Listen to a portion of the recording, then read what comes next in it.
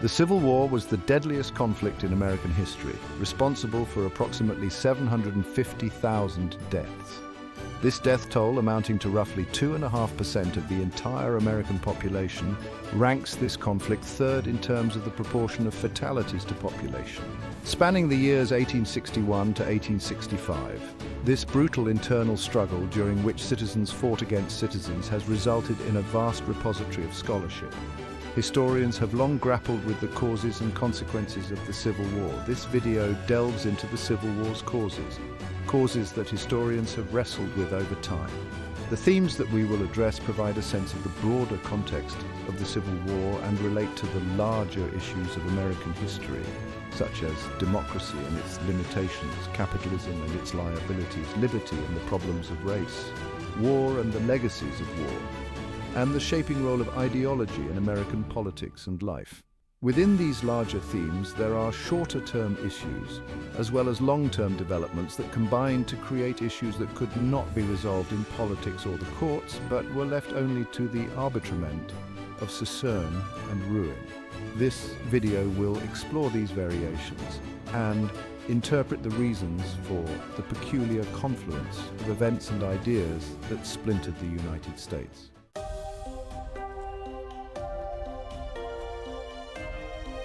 The Civil War, fought from 1861 to 1865, was the most destructive and divisive conflict in American history. Prior to World War I, it was the deadliest war in American or colonial history and remains by a wide margin the deadliest war ever fought by Americans. The causes of the Civil War have been the subject of successive generations of historical inquiry. The three most commonly accepted and interrelated causal explanations for the Civil War are economics, politics, and the status of slavery in the Union. Most clear-cut historical narratives of the Civil War begin in the mid-1850s, when the political representatives of Northern anti-slaverites joined to form the Republican Party, and the pro-slavery and anti-slavery camps made increasingly radical demands.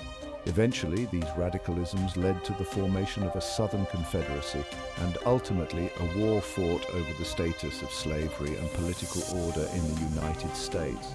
Between that point and the secession of New Orleans from the Union on January 26, 1861, there was a real possibility of a peaceful solution to the festering sectional conflicts. With the Civil War's initiation, however, that prospect became an increasingly remote possibility. From that point on, for 4 straight years, Americans fought one another with unmitigated ferocity. More than 600,000 soldiers died in the conflict, and hundreds of thousands were permanently injured.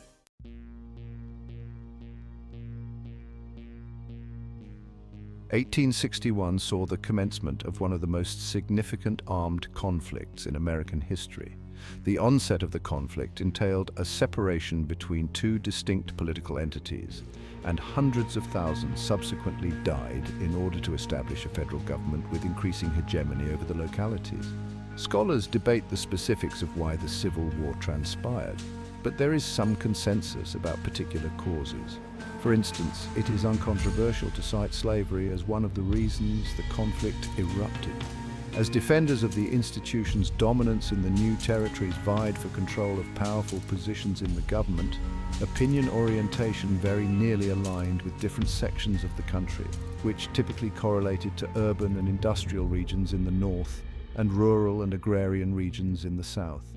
Another instance of discord was over states' rights, as the American Civil War was the ultimate conflict between Jefferson's vision of the agrarian republic with semi-autonomous states and Hamilton's grand etatist United States. Several explanations exist concerning why the South seceded from the Union. Cotton and slavery were arguably too intertwined with colonists' endeavor to strengthen local liberties in the 18th century. According to the North, on the other hand, 60 years of federalism had contributed to unprecedented wealth and territorial expansion. America's original sin compromised many of the Union's foundational promises, causing aggravation and ultimately internal war.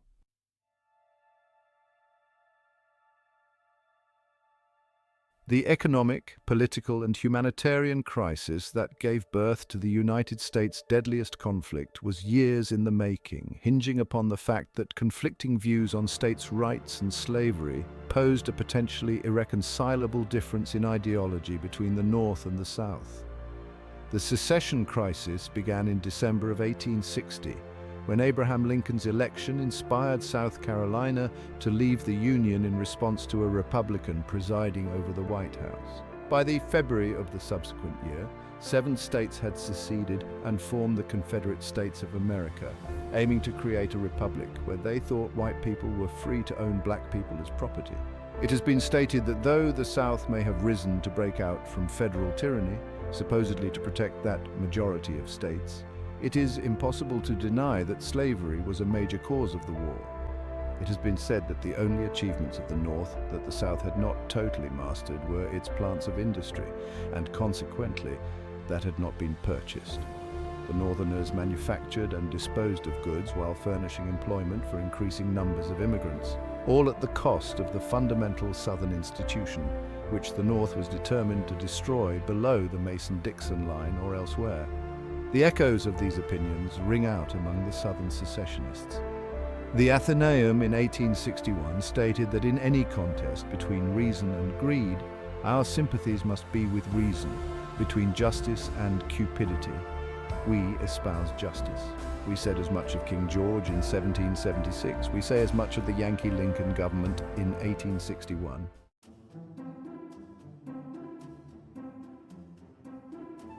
Key figures and leaders. While downgraded as a general in the U.S. Army, Robert E. Lee served as the Confederate States commanding officer. Although outgunned and outnumbered by Union forces, Lee resisted the enemy as they invaded the South and also attempted to establish an independent Southern nation. Lee assigned Stonewall Jackson, his right-hand man, to execute numerous of his top battles. Ulysses S. Grant was a noteworthy general in the Union's military, and he fought against Lee. Reminder. As president, Grant allowed the state of the Confederacy to continue in the Southeast from 1877 to 1881. At the beginning of the Civil War, Abraham Lincoln was the country's 16th president. In 1860, just before the Civil War broke out, he was elected president, despite receiving practically no support from Southern state residents. The Civil War is a unique conflict in American history, claim David Collins and Charles Sanders in their research paper, 11.9 for Cause and Comrades, Why Men Fought in the Civil War. Unlike the commanders of the Revolution, the First Wave, or World War II, the top brass of the Civil War included many well-known personalities. Both sides in the Civil War included top-notch personalities that shaped the war's progress. The personalities of these commanders have the ability to shape the campaigns and battles in a certain direction. In this segment, we'll take a look at some of the major figures of the Civil War. Of these outstanding personalities, Abraham Lincoln stands out the most. While Lincoln was initially unsure of how the war would unfold, he ultimately made it clear that the Union was to be restored. Unfortunately, Lincoln would not survive to see the day. He was assassinated on the evening of April 14, 1865, just 5 days after Lee surrendered at Appomattox.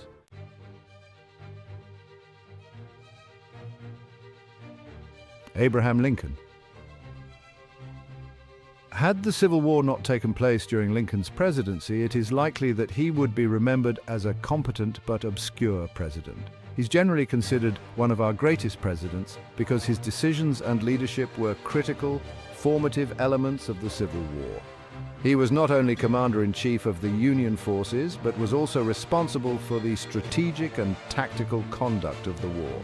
He was not only the chief executive officer of the government, but he made vital decisions in a variety of areas, economic, social, and political, that either had a direct impact on the war effort or helped to shape the post-war settlement. Type of leader. Though Lincoln was a disciplined leader, he was flexible in his strategies and methods. Not every decision that appeared to be hesitant was indecision. Often it was part of his carefully crafted implementation of a tactic. He was not primarily a manager or micromanager, but a leader who delegated. He trusted subordinates and cabinet members to formulate and execute policies with only minimal presidential oversight. When he did involve himself, he tactfully steered rather than imposed. Above all, he worked to reconcile rivalries and create different points of view when he did suggest specific decisions. Key to his leadership, Lincoln was a leader, not a ruler.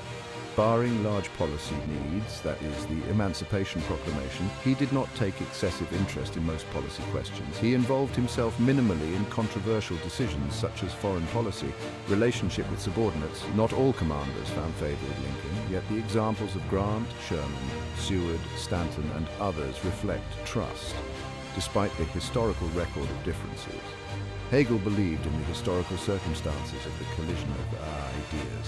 Whether merely through fortuitous accident or providence, the idea of union and the idea of individual freedom collided in the person of Abraham Lincoln, who pursued an unusual set of policies shaped in large part by external and internal rivals.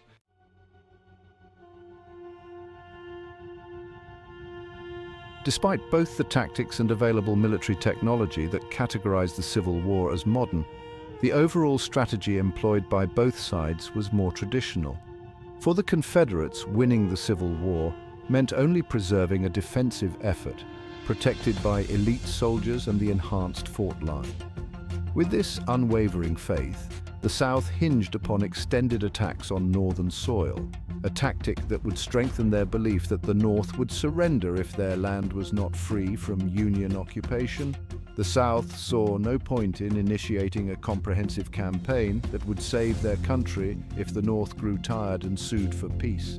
This reasoning pushed the Confederacy to fight for nothing expected. Despite this strategy, Civil War generals and leaders produced a variety of strategies and maintained a sophisticated approach to war.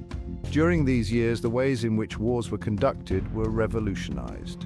In keeping with technological change, tactics, and the forms of attack used in the past, enormous lines and casualties of men were no longer efficient.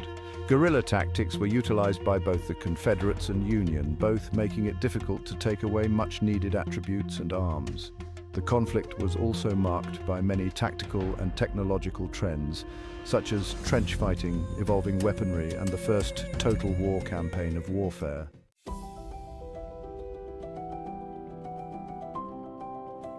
Tactics and technology. Historians often refer to the Civil War as the first truly modern war. This assertion is largely due to the innovative and often devastating tactical and technological developments that arose out of the conflict.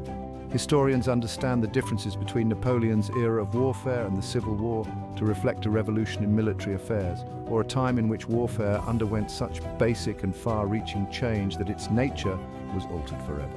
The effect of this military revolution on the Civil War, however, was markedly uneven. In general, officers sought to execute Napoleonic warfare, if on a greatly lengthened front of battle, with the front establishing the battle lines further and further apart.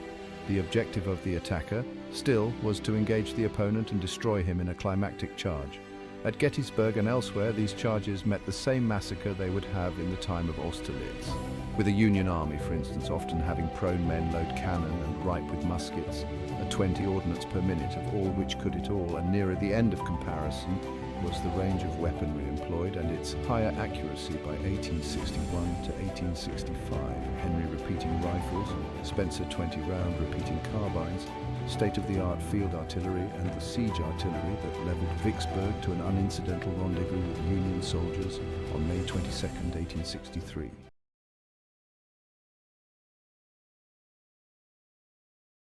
Major battles and turning points. The First Battle of Bull Run, also known as Manassas, marked the first major land battle of the Civil War. A large Union army led by General Irvin McDowell was inefficiently maneuvered against 5 Confederate brigades under the unwavering command of General P.G.T. Beauregard, which was further strengthened by General Joseph E. Johnston's Army of the Shenandoah. Confederate General Thomas J. Jackson earned the nickname Stonewall Jackson for his courage in standing firm behind the battle lines. With this battle quickly exposed as a dearly fought disaster for Union forces, both North and South came to the realization that the war would not end quickly. Fort Donelson in Tennessee was the first major victory for the Union in the Civil War. Brigadier General Ulysses S. Grant accepted the unconditional surrender of General Simon B. Buckner despite having earlier granted the Confederates the generous option of parole if they capitulated. The loss of Fort Donelson and Nashville, one of the South's largest and most populated cities, isolated significant portions of Middle and West Tennessee. Following the fall of Forts Henry and Donelson, Confederates across Kentucky and Tennessee were positioned on the defensive, thus creating opportunities for a Union invasion of Mississippi and Alabama. The siege of Vicksburg proved to be the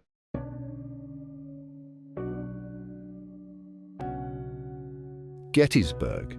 The Battle of Gettysburg, named after the picturesque crossroads town in central Pennsylvania, was one of the most pivotal moments in one of the most pivotal wars in our history. Tens of thousands of Union and Confederate forces collided in a series of battles that resulted in enormous casualties. For 3 bloody days, shots rang out and cannonballs flew. Bodies carpeted the ground as men on both sides gave all they had. When the smoke cleared, 51,000 of them were dead, missing, or wounded. Gettysburg, however, is best known for what it was not, a decisive victory for either army. It was a draw, as the saying goes. It did yield one very important victory. For the Union, the Brits and the French did not offer the Confederates diplomatic recognition and material support. That was not an inconsiderable point after the battle, however, and for the remainder of the war, the Confederacy had and always would be on the defensive. Cornelia Hancock tended to the injured and was particularly taken by a young officer who had been shot in the neck, splitting an artery and paralyzing him. Hancock stayed with him as he slipped away, and at one point he wrote "water" on her hand. I soon got a cupful and poured it into his mouth, thinking it was what he wanted, but he shook his head and, as well as he could, pointed out of the window with his eyes filled with tears. I looked in the direction he wanted me to, and there saw a group standing around the wagon that held his bodies in it. His motion was for me to go and pour out water on his dear friends who had fallen in the same cause with himself. Today, Gettysburg is the most visited national military park in the United States, more than Normandy and far more than Shiloh. Outbreaks of devolution amongst the tradition-minded on the Gettysburg Commission, such as over a business called General Pickett's Buffet, and debates as to whether John McCain and Bob Dole should endorse this presidential candidate or that, bemuse the park's overseers while having nothing to do with the place itself.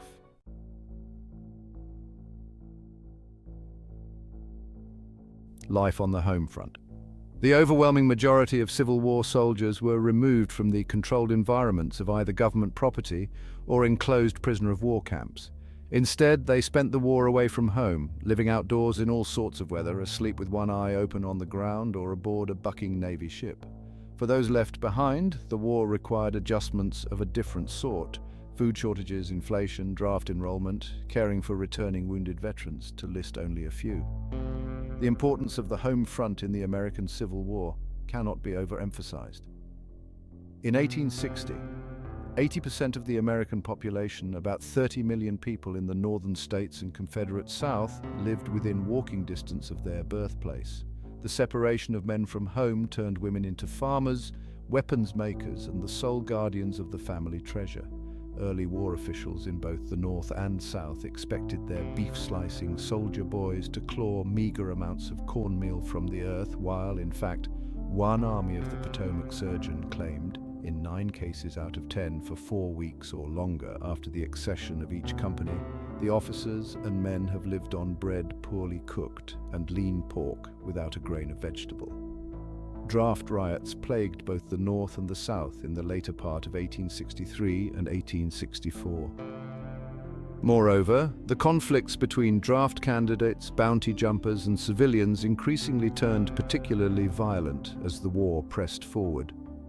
More than 100,000 Union soldiers deserted during the war, 1/3 of these deserters returning to the Union Army after being incarcerated. That does not mean demoralized soldiers have turned to the Army.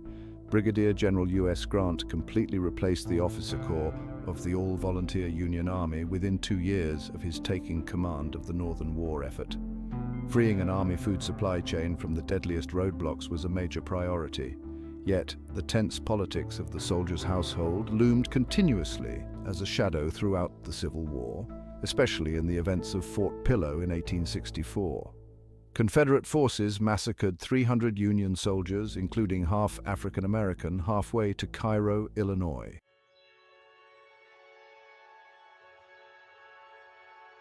The economic impact of the Civil War on the home front stretched across the nation and more than any other single development transformed American society. Although the southern states received the hardest blow, the North experienced severe social and financial difficulties as well. On the home fronts of both the North and the South, few escaped personal loss, family disorganization, and economic uncertainty. For many white Southerners, the personal loss and economic dislocation of the war led to an almost total social revolution. Civil War veterans and their families, North and South, felt the economic impact of the 1861 to 1865 struggle for the remainder of their lives. In the South, the war had several salient economic consequences. First, the labor system was destroyed, and the plantation's southern economy and cotton production were devastated. Until 1865, the economy of the Confederacy had survived intact, but the fighting in the South, particularly the immense amount of looting done by Northern forces, had left much of the actual land scarred and pockmarked, producing little. The people had been driven from those farms lucky enough not to have been destroyed, and the Union's effective blockade prevented exchanges between parts of the CSA and the rest of the world. The defeat in 1865, with rampant white man's practice of wasting fertile land on their continuing capital increase that caused many good crops to just lie and rot in the fields, led to the decay of the South's agricultural land. Clearing a field caused sediment to fall into rivers and thus ruined the economy of the water dwellers, plus of all those relying on their trade. Northerners heard the tales of Southern suffering and were initially sympathetic, but soon believed the South would rebuild itself.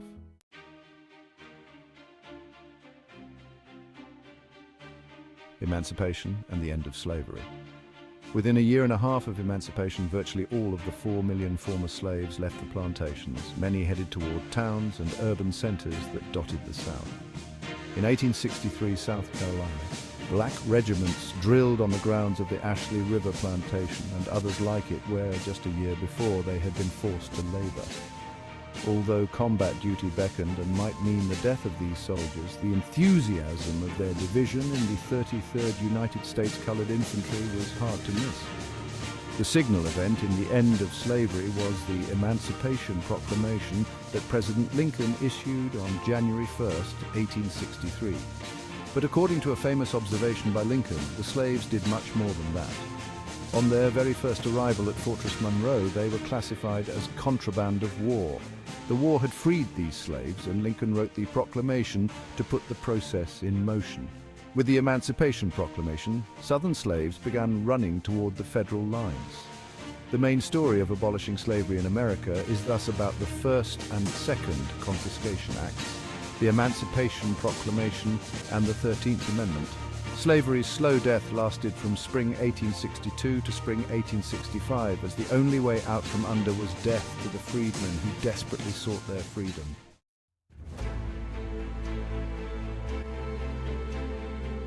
The Emancipation Proclamation. In September 1862, thousands of enslaved people had thought, hoped, and planned for months that soon they would reach freedom. Many of them found ways to make their way to the Union Army's lines through vast Confederate territory at considerable risk to themselves. They escaped through fields, caves, rivers, and bayous. From the Mississippi Delta to Confederate-occupied Maryland, these freedom seekers had followed the Union Army, swelling the camps of the occupying army and overwhelming Union officers. They worked as laborers, sailors, and spies for the Union, and proved their worth. Yet the President of the United States was engaging in none of this anti-slavery activity because he had been forced to do so. Rather, he was a willing, even enthusiastic partner. On September 22, 1862, President Lincoln had announced that in 100 days he would sign the Emancipation Proclamation unless the Confederates laid down their arms. The law had provided for this possibility, and although Lincoln was the head of the government, the proclamation he had ordered was actually a legal and coercive weapon in the war.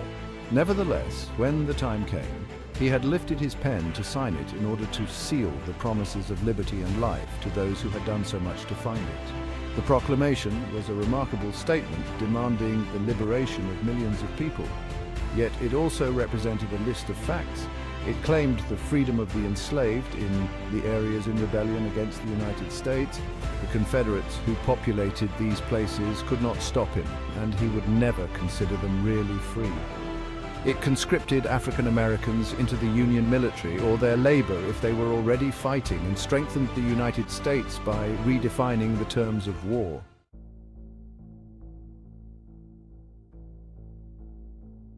Reconstruction era. When the Confederacy collapsed and the Civil War was formally resolved, America faced a lengthy and difficult recovery. The years from 1865 to 1877 are bracketed by the war's end and the election of Tilden Hayes, yet there is no reading of the transition period that offers a straightforward narrative. Even during the time in question, Americans struggled to sustain confidence in the peace. The scandal of Andrew Johnson and the chaos of congressional Reconstruction also strained the public's patience. Although conventional histories tend to depict the period as one of tremendous political unrest, there were also many other changes taking place. Americans needed to rebuild their country in a way that could reflect the social realities of the age by confronting issues of civil rights and the vestiges of human slavery. Thus, the period of political reconstruction is but one part of the story, and many commentators agree that the reconstruction of the southern states only delayed the nation's real confrontation with its past and with the needs of its present.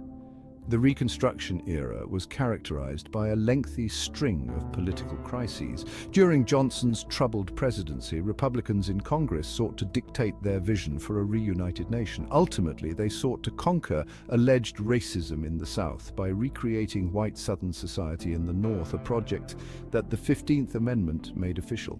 Just as Northern society changed due to the war and slavery, so the South itself was redefined after the abolition of human slavery. Long before the 14th and 15th Amendments passed, the South faced the same sort of tumult of the war years, and through the course of Reconstruction, many of the basic economic and social principles of Southern society would be rebuilt.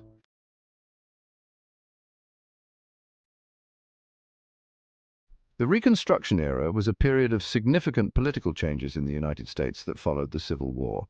The rise of the Republican Party, which was associated with national power, signified a significant departure from the story of politics in America up to that point, whereby a network of customs officials kept track of every local politician's views and loyalty to the darling of democracy. Territorial leaders and the president, the official at the top of the pyramid, worked to secure senior, middle, and local positions in the federal office for adept clients who managed a network of supporters who blocked Democratic locals from share alliances, pork barrel graft, and jobs with the federal government. According to Robert Burns, virtually the entire power structure of the Democratic Party was dependent upon Federal Rand's power of appointment. In a word, federal office patronage empowered the local customs elite who bankrolled uranium democracy in the territories. Transplanting federal institutions of liberal progress in the South, substantially post-Civil War conservative government sponsored small feudal holdings to free labor. Progressive Republicans sought national law and federal administration of their rule. Building a nation loyal to the reunited state required fundamental restructuring of the Southern economy, and this necessitated the abolition of state barriers to entry and thereby to labor mobility and progress. The 14th Amendment naturalized the Lincoln War aim of creating the territorial conditions that created labor points of contact, allowing the political expansion of federal authority. Congress envisioned territorial departmental officials appointing Southerners dedicated to developing a free labor economy without legal discrimination, and this process of revolution needed the passage and enforcement of national law. According to Simeon Hyde, the soil of the West did not mix with the seed of progress, while tarried with New England radicals who enforced secular charity doctrines, so the policy of Reconstruction became a colossal failure.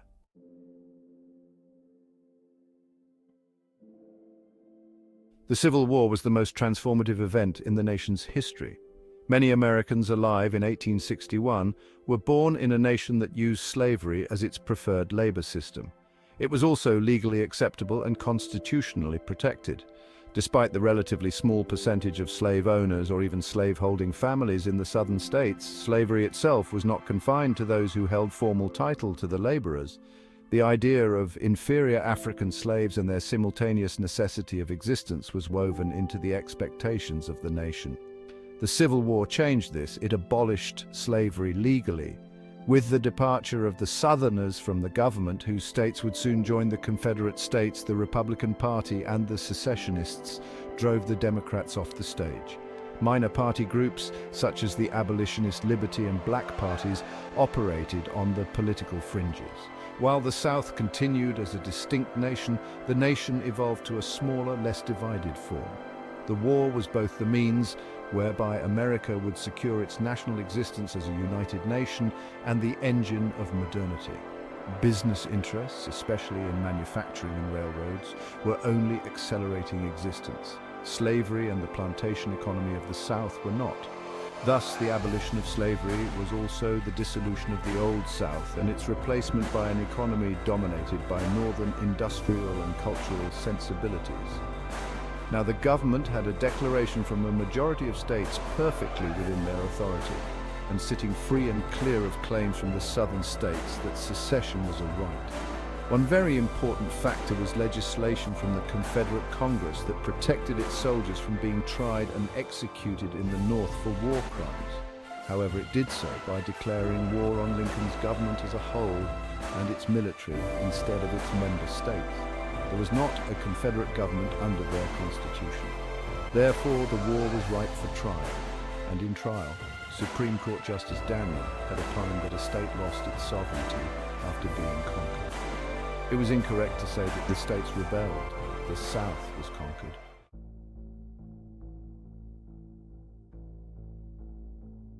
To assess the full impact of the Civil War on American society, the scholar must consider not only the material destruction and political subjugation that occurred in the South in the years following the war, but also a series of shifts in the country's cultural, emotional, and political landscape that have been more lasting and ultimately more significant. The shock of the war, the scholar argues, helped America to germinate in the mind as a serious moral conundrum and has echoed forward throughout the last 150 years as a kind of secular echo of original sin and a powerful narrative hook in the popular imagination. This section of the chapter addresses the numerous legacies of the Civil War, including the war's effect on the perception of the US government, how the war is remembered, and its place in the broader narrative of US history. For the vast majority of talented African Americans who were born in the late 1870s and early 1880s, For Cause and Comrades argues, the Civil War was much more than an episode in a pernicious narrative of American betrayal. For these and other generations of Black Americans, the Civil War represented the event that freed them from bondage and offered a potential entry into full participation in American society. Consequently, when civil rights leaders of the 1950s and 1960s required a rhetoric of freedom to inspire their followers and capture the imagination of the white polity, they turned naturally to the Civil War as the foundational story of the African American people in the United States.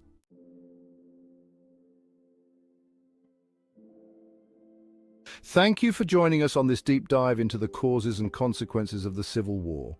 We hope this exploration has shed light on this pivotal chapter in American history. If you found this video insightful, don't forget to hit the like button. It helps the channel reach more history enthusiasts like you. We'd love to hear your thoughts in the comments below. What aspects of the Civil War interest you the most? And if you haven't already, make sure to subscribe to our channel for more in-depth history content. Be sure to check out our other videos on the Civil War and related topics to continue your journey into the past. Your support keeps this history alive.